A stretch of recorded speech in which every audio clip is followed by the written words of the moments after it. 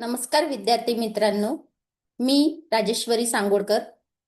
वर्ग 8वी, विषय मराठी, घटक आपण सारे एक या धड्यावर अभ्यासणार आहोत. या पाठाची लेखिका प्रभा बैकर यांचा जन्म 1948 रोजी झाला. या प्रसिद्ध लेखिका होत्या. त्यांची प्राजक्त पाकड्या, तिची गोष्ट हे लघुकथा संग्रह, मनोगत, दवबिंदू, झगमगणारे हे ललित लेख संग्रह, बाई मी विसर भोळी हा विनोदी लेखन संग्रह, आनंद मेळा हा बालगीत संग्रह इत्यादी पुस्तके प्रसिद्ध आहेत.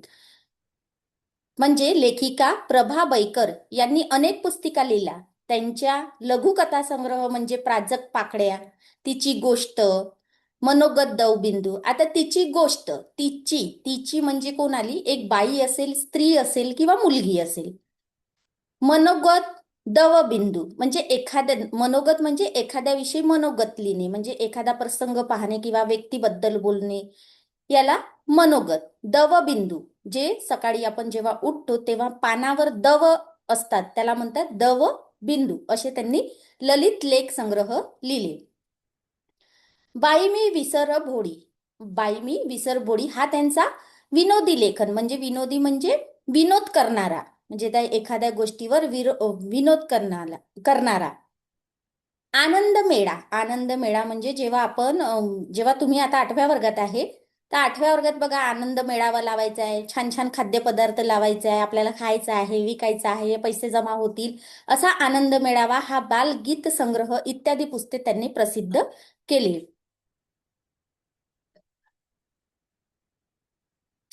शरीररूपी राज्यातील सर्वच इंद्रिये परस्परांना पूरक व महत्वाची असतात. हा आपला चेहरा आहे. हे चेहरा म्हणजे काय? एक राज्य. या राज्यामध्ये अनेक इंद्रिय आहे. ते इंद्रिय म्हणजे नयन म्हणजे डोळे, नाक, जिव्हा म्हणजे जीभ, कान, म्हणजे या आपल्या पूर्ण शरीर हा पूर्ण काय झाला? आपला एक जग झाला. आणि या जगामध्ये जे काही इंद्रिय आहे, जे काही अवयव आहे, ते त्याचे काय झाले? पाठ झाले. सर्वांनी एकोप्याने राहून परस्पराची काळजी घेतली तर आरोग्य उत्तम राहते. म्हणजे आता शरीरातील जे इंद्रिय आहे ते कसे काय एकमेकांसोबत एकत्र राहतील, असा तुम्हाला विचार पडला असेल. पण जर हात नसेल, आपल्याला जर एक हात नसेल तर आपण एका हाताने काम करू शकत नाही. आपली बॉडी तेवढी काम करण्यायोग्य राहत नाही. म्हणून यांनी म्हटलं की शरीर हा आपला जग आहे. या शरीरातला एक जरी अवयव, एक जरी इंद्रिय बिनकामी असला तर ते आपले काम पूर्ण होणार नाही. हे या नाटिकेतून सहज सोप्या शब्दातून लेखिकेने पटवून दिले म्हणजेच त्यांना समजावून सांगितलंय. या नाटिकेमधून, या कथेमधून त्यांनी सांगितलंय की हा पूर्ण शरीर आपला एक जग आहे आणि या जगात असणारे आपले इंद्रिय आणि अवयव हे एकमेकांशिवाय वेगळे राहू शकत नाही.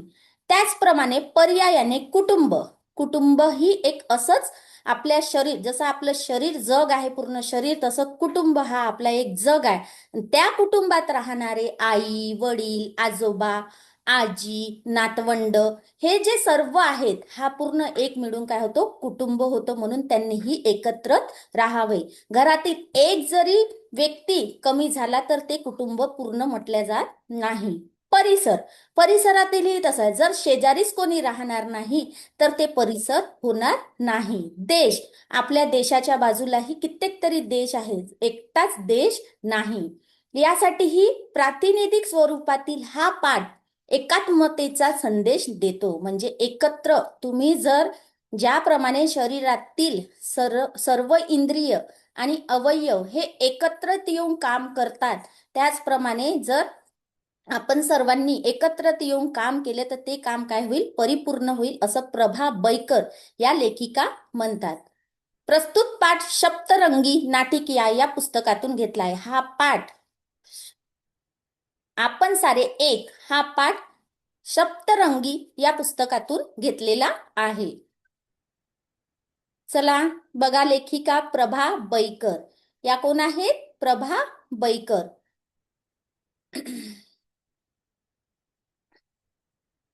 आता या धड्यामध्ये दोन असे व्यक्ती आहे खूप दिवसानंतर भेटले आहे. एकाचं नाव शामराम आहे आणि एकाचं नाव रामराव आहे. दोघेही पुष्कळ दिवसानंतर मिळाले आहे. आता आपण एकमेकांना भेटू तर नुसतं काय हेच म्हणू का, म्हणजे दोघांमध्ये संवाद सुरू आहे. संवाद म्हणजे कम्युनिकेशन, म्हणजे दोघांमध्ये संवाद सुरू आहे. संवाद हा एका व्यक्तीमध्ये पण होऊ शकतो, दोन व्यक्तीमध्ये पण होऊ शकतो, तीन मध्ये पण होऊ शकतो, अनेक व्यक्तीमध्ये पण होऊ शकतो. पण मॅडम, तुम्ही तर एक व्यक्तीमध्ये आपण कसा संवाद करणार? हो, होते ना, एका व्यक्तीमध्ये पण संवाद होतो. तो कसा? आपण जर एखाद्या गोष्टीवर विचार केला तर बघा, काही काही शब्द आपण एकटेच बडबडतो, तो झाला एक संवाद. त्यालाच काय म्हणतात? एक संवाद. मग आता तुम्ही म्हणाल, मॅडम, तो तर एकटा बडबडणारा तो वेडा असतो. अरे, तो वेडा नाही, त्याला काहीतरी तो विचार करतो, म्हणून तो एक संवाद झाला. इथे रामराव आणि श्यामराव या दोघांमधला संवाद आहे. तो कशावर संवाद आहे? तर इंद्रियांवर संवाद आहे. बघू. श्यामराव, या रामराव, आज स्वारी कशी आली इकडे? स्वारी म्हणजे इकडे कसे भटकले तुम्ही? इकडे कसे आले? नाशिक सोडून बळे जळगावला आलात.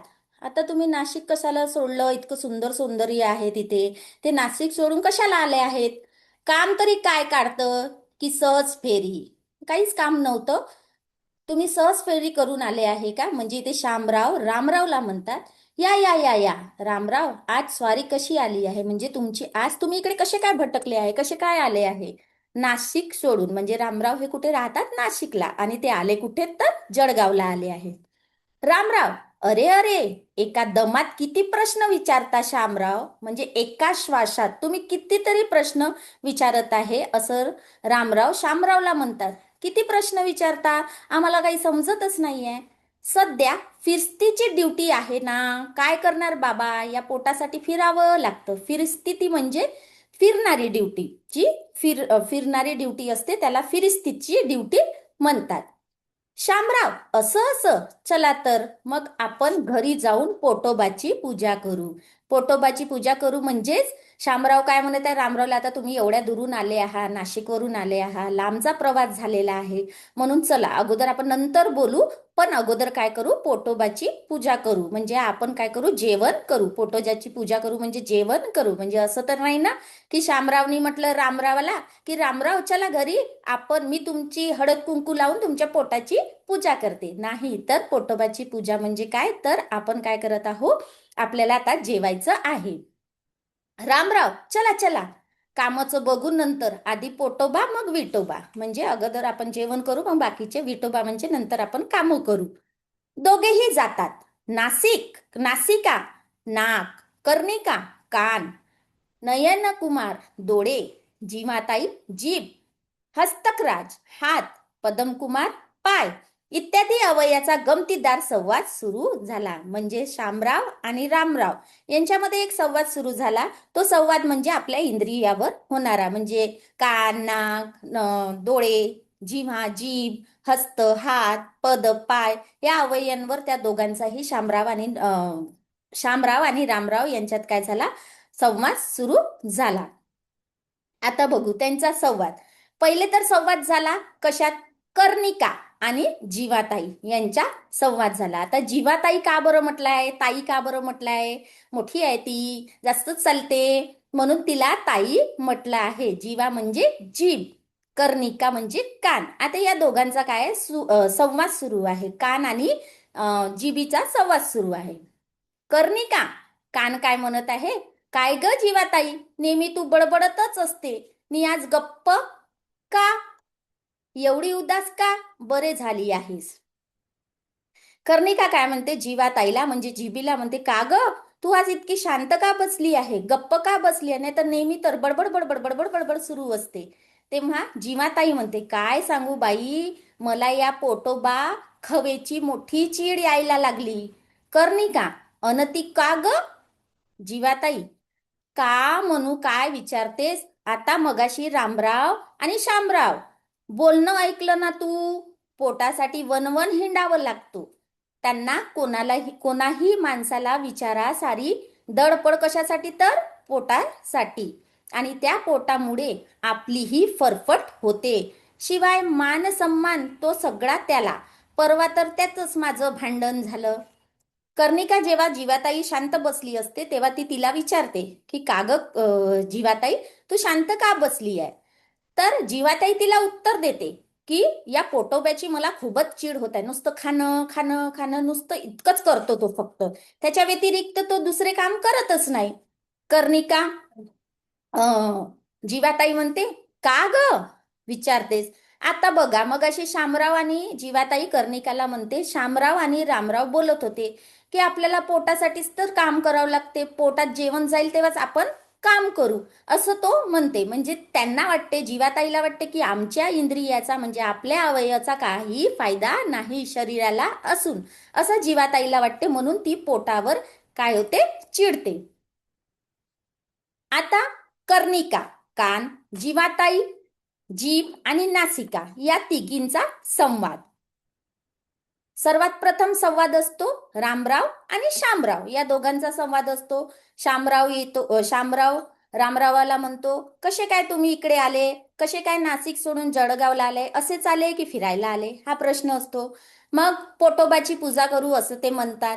मग त्याच्यावरून ते पोटोबावरून त्या इंद्रियावर संवाद घालतात. गमतीदार संवाद, विनोदी संवाद ते एकमेकांमध्ये घालत असतात. तेव्हा कर्णिका आणि जीवाताई यांच्यामध्ये संवाद होते. आता जीवाताई म्हटलंय म्हणजे जीभ ही आपली खूपच चालते, त्यामुळे तिला जीवाताईचा मान सन्मान दिलेला आहे. जीवाताई म्हणतो की आपण जे इंद्रिय एवढे आहे, पण पोटोबालाच मान का? कारण की आत्ताच तुम्ही शामराव आणि रामरावचं गोष्टी ऐकले ना. ती म्हणते की मला आपल्याला पोट भरल्याशिवाय दुसरं काहीच नाही, पोटासाठीच तर आपल्याला एवढी तडफड करावं लागते. कर्णिका, कशावरून ग? जीवाताई, अग दरवेळी आपला तो म्हणेल एवढंच खायची शक्ती असते माझ्यावर. एखाद्या वेळी मला आवडलेला पदार्थ मी जर जास्त खाल्ला की झालं त्याचं गुरगुर गुरगुर सुरू, वैताग नुसता.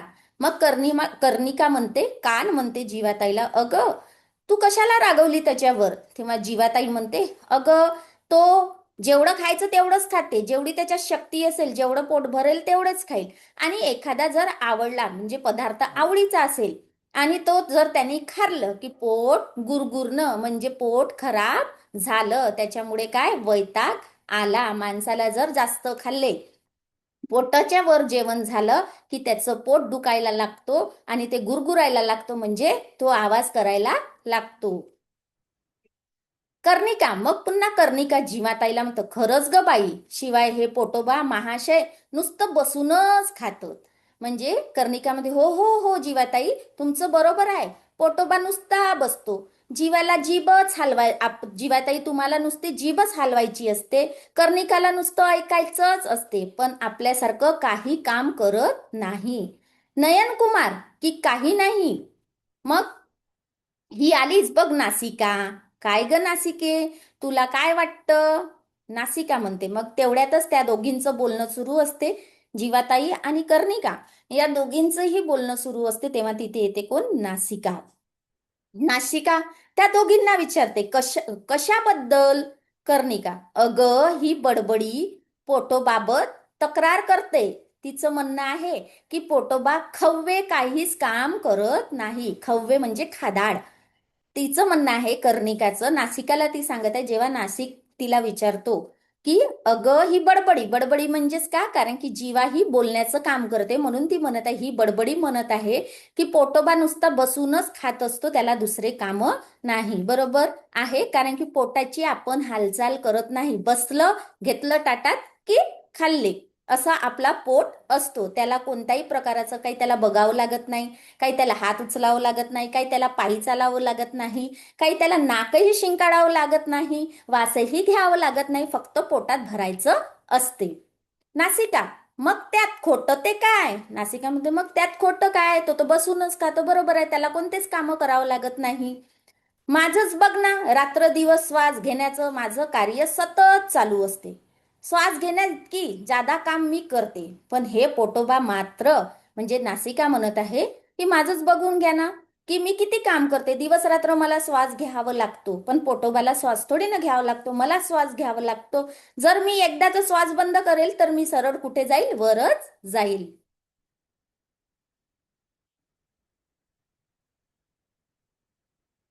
मग यांचं सर्व सुरू असते तेव्हा हस्तराज तिथे येते. हस्तराज म्हणजे हात काहीच काम करत नाहीत, म्हणजे सर्वांवर पोटोबावर प्रश्न आहे, सर्वांचा पोटोबावर काय आहे, वाद आहे की हा पोटोबा पोटोबाच आहे, नुसता आयत्या बिड्यात बसून राहतो, असं त्यांचं म्हणणं आहे. तेव्हा हस्तराज म्हणतो काहीच काम नाही करत.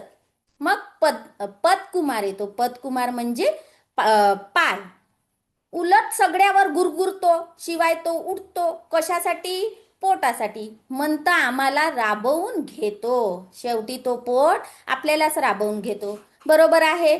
जेवण घ्यायचं आहे तर डोळ्याचा वापर करावा लागेल, पोट भरण्यासाठी डोळ्याचा वापर करावा लागेल. जेवण विचारायचं आहे तर कानाचा वापर करावा लागेल. पुन्हा ते जेवण घेण्यासाठी आपल्याला पायाचा वापर करावा लागेल. जेवण घेण्यासाठी हस्ताचा वापर घ्यावा लागेल. आणि भाजी कशी झाली हे श्वासातून म्हणजे नसिकामधून आपल्याला श्वास घेण्यासाठी ते बघावं लागेल. पोटोबाला काय नुसतं तोंडात टाकलं ना पोटात गेलं, असं त्याचं काम आहे, आणि तो शेवटी आपल्यावरच गुरगुरतो. पदम कुमारचं बोलणं जेव्हा चालू असते तेव्हा नयन कुमार तिथे येते. मी सुद्धा हेच म्हणतोय, मी नेहमी बघण्याचं काम करतो, झालं तर माणसाच्या सौंदर्यात भर घालतो, तो मीच, मी नसतो तर. बरोबर आहे. नयन म्हणत आहे बरोबर आहे, तो पोटोबा पोटोबाच आहे, तो नुसता बसणारा आळशी पोटोबा आहे. पण माझंच बघा, मी दिवसभर सकाळपासून उठलं तर मला काय बघण्याचं काम आहे, सौंदर्य बघितलं तर मी आनंद निर्माण करतो. आणि तो काय करते, मी नसतो तर, नयन नसते तर आपण कोणत्याच प्रकाराचं सौंदर्य म्हणजे डोळे नसते तर आपल्याला कोणत्याही प्रकाराचं सौंदर्य बघता आले नसते. कर्णिका, कर्णिका म्हणजे कान. जेव्हा नयन कुमार आपली बाजू सांगत होता तेव्हा कर्णिका तिथे बोलतो म्हणजे कान बोलते, पुरे तुझे लेक्चर मी सुद्धा ऐकण्याचं काम करून माणसाच्या जीवन व्यवहाराला मदत करते. म्हटलं पोटोबा माझ्याशिवाय तर.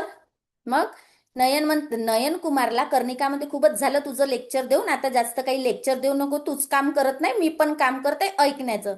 जर मी ऐकणारच नाही तर त्याच्यात काय होईल, दुर्व्यवहार निर्माण होईल. मी जे ऐकते ते चांगले, जर मी बहिरा असतो, मला ऐकायला नाही आलं असतं तर दोन माणसामध्ये भांडणं लागले असते की यांनी मला काय म्हटलं, मी ऐकलंच नाही. अशा पद्धतीचं कर्णिका नयन कुमारला म्हणते तू आपलं लेक्चर बंद कर, मी पण दिवसभर ऐकण्याचे काम करते.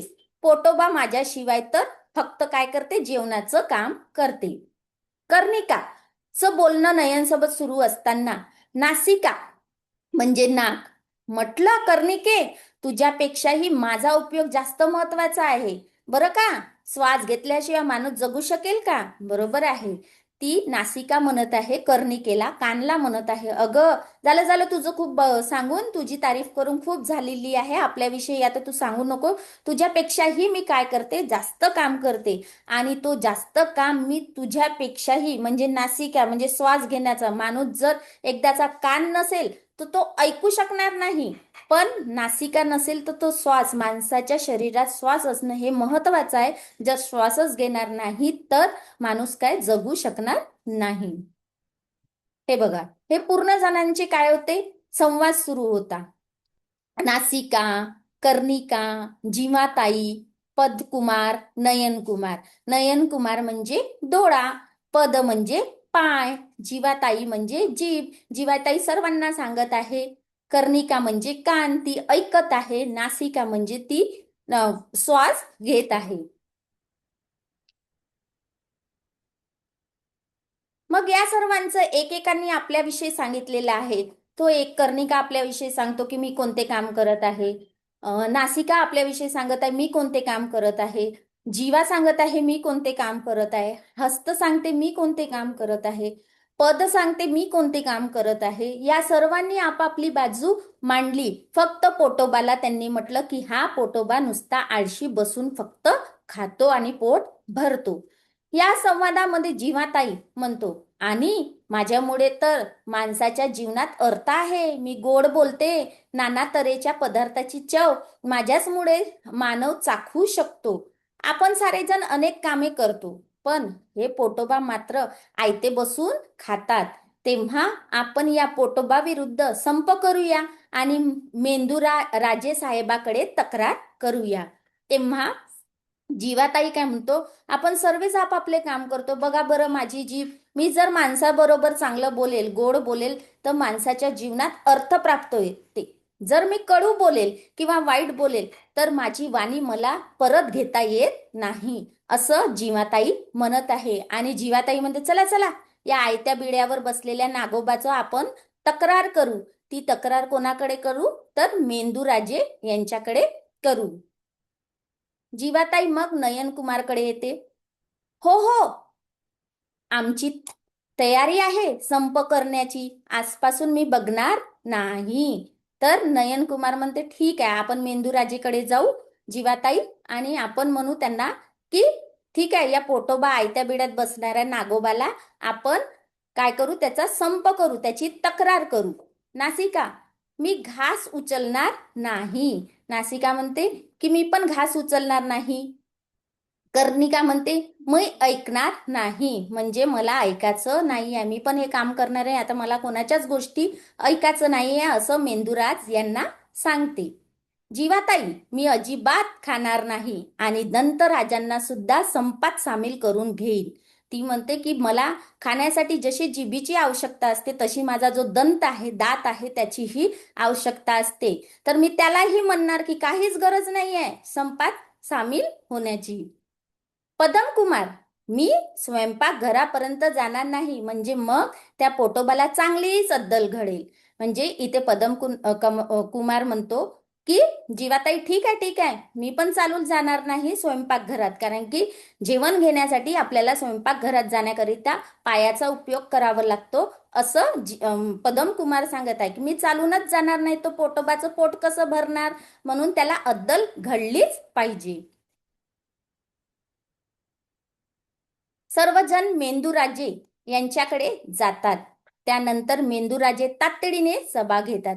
आता सर्वांची पोटोबावर काय असते, तक्रार असते, म्हणून सर्व एकत्रित येतात. जिमाताई, कर्णिका, नयनकुमार, पदकुमार, हस्तराज हे सर्व एकत्रित येतात आणि मेंदूराजांकडे तक्रार करतात.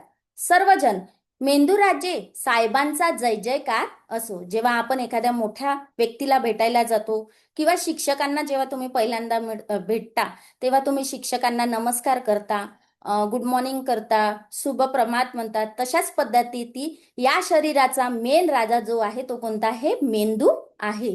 मेंदूचा या सर्व जणांनी काय केला, जय जयकार केला. मेंदूराजे, बसा मंडळी, पोटोबा प्रधान आले की नाही अजून.